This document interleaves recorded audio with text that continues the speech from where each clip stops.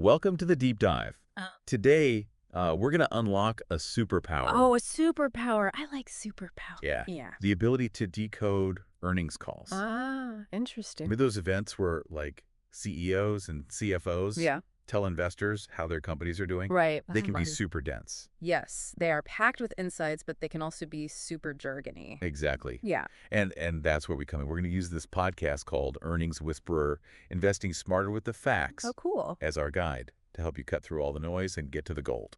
That's a great podcast. Yeah. Love that one. So by the end of this deep dive, you'll be able to spot red flags and uncover hidden opportunities and basically understand what companies are really saying about their future. It's almost like learning a secret language, this whole world of earnings calls. Yeah. It is. And like any language, there are nuances and subtleties you need to learn. Oh, for sure. For example, companies will often use very specific phrases that sound positive on the surface, but can actually signal underlying problems if you know what to listen for. Oh, interesting. Okay. Give me an example. What kind of phrase? Yeah. Should send up a red flag. Well, one common tactic is to use vague language about future growth potential Okay. without providing concrete metrics to back it up. They might say something like, "We're confident in our ability to drive significant value over the long term." See, that sounds pretty good to me.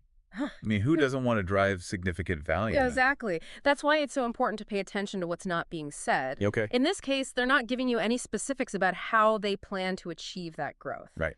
What are their concrete plans? Yeah. What are the key performance indicators they're tracking? Mhm. If they're avoiding those details, that's a sign to dig deeper. So it's like they're waving a shiny object in front of us to distract us from the fact that they might not have a solid plan. Precisely. Another common tactic is to downplay or deflect questions about potential risks. For example, if an analyst asks about increasing competition, Right. they might brush it off by saying something like, "We welcome competition. It keeps us on our toes," without actually addressing how they plan to stay ahead of the game. Okay, yeah. But aren't some risks just part of doing business? Sure. I mean, no company can predict the future perfectly, right? Of course, every business faces challenges. Right. But what you want to see is a management team that's aware of those challenges and has a clear plan to address them. If they're consistently dodging tough questions or minimizing potential problems, it could be a sign that they're not being completely transparent.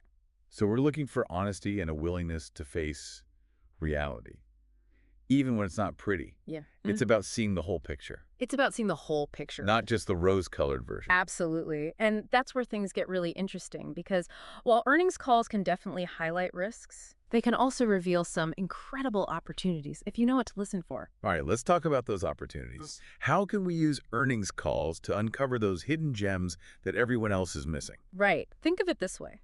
Sometimes companies will drop these subtle hints about their future plans during these calls. It's like they're giving you this sneak peek behind the curtain. I like that, a sneak peek. Oh. So what should we be looking for specifically? What kind of hints?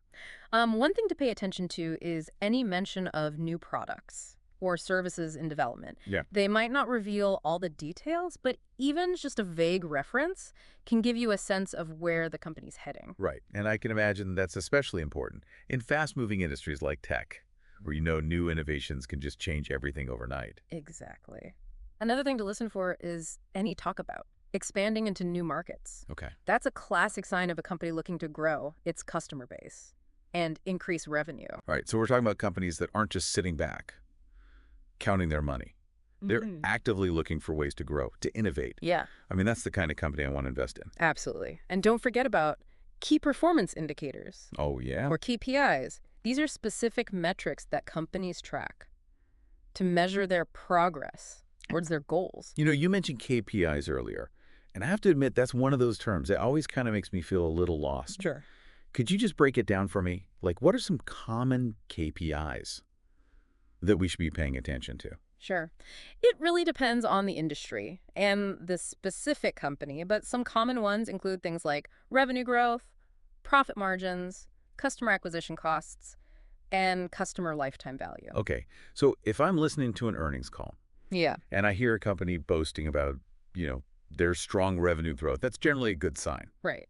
Yes, but you always want to dig a little deeper. Okay. Is that revenue growth sustainable? Right. Are they achieving it by cutting costs in a way that could hurt the business in the long run? Mm-hmm. Or are they finding these innovative ways to increase sales and market share? Right. So it's not just about the numbers themselves. It's about understanding the story behind the numbers. Exactly. And Go sometimes together. that story is about facing challenges head on. Oh, okay. Even the most successful companies have hurdles to overcome. Hmm. And earnings calls can give you these valuable insights into those struggles. Okay. So let's talk about the flip side of the coin.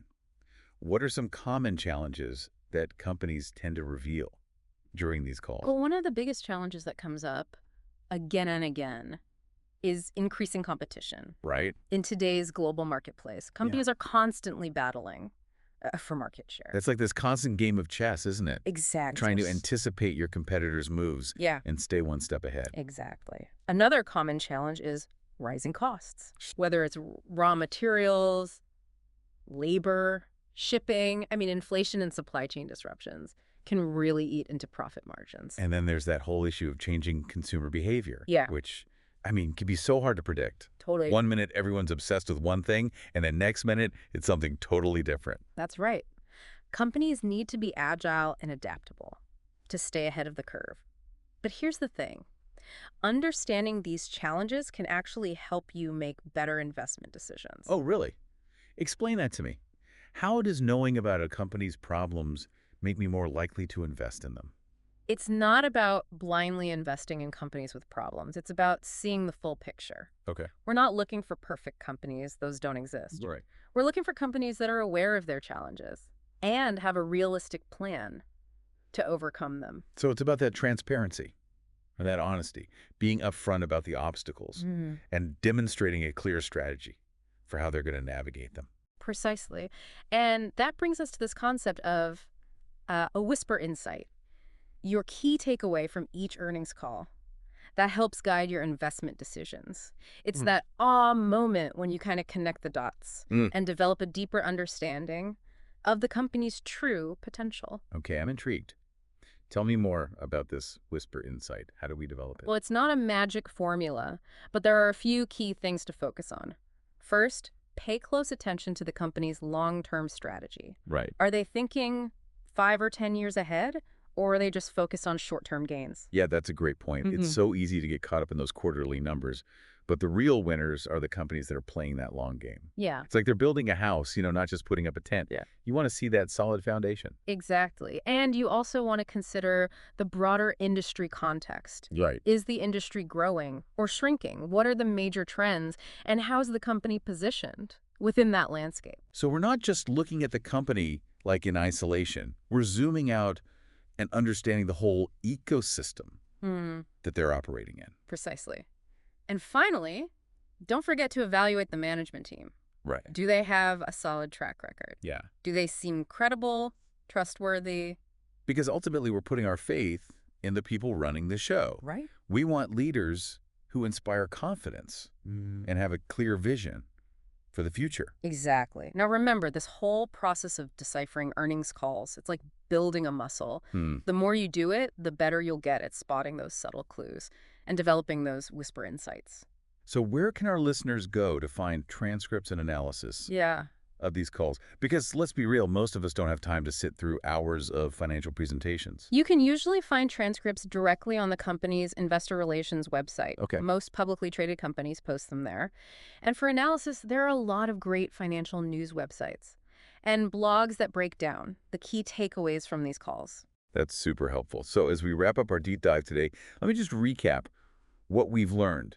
We talked about how to decode the language of earnings calls, how to spot those red flags, and how to uncover those hidden gems of opportunity.